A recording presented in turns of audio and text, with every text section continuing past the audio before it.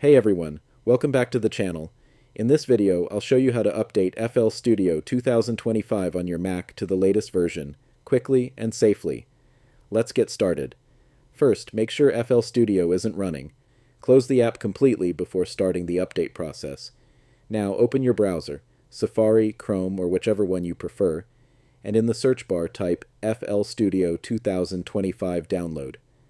Hit Enter, and click the official ImageLine website from the search results. I've also included the direct link in the video description for your convenience. Once you're on the download page, scroll down to the macOS section and click Download. When prompted, choose your download location. Most people use the Downloads folder, and hit Save. Wait for the download to finish. The update file is usually named flstudiomac.dmg and might take a few minutes depending on your internet speed. When it's done, open your Downloads folder, then double-click on flstudiomac.dmg to mount the installer. A new window will open. Double-click flstudioinstaller.pkg to launch the setup wizard. Click Continue, then Continue again.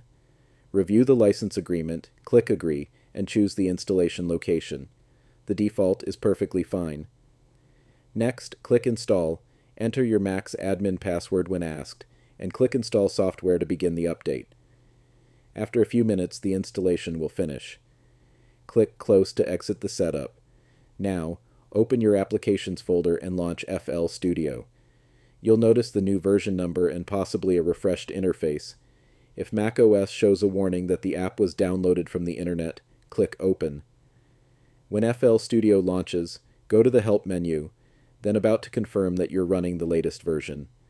Next, click on Unlock FL Studio and log into your account. If you're logged into your ImageLine account, your license will automatically carry over. No need to reactivate. And that's it.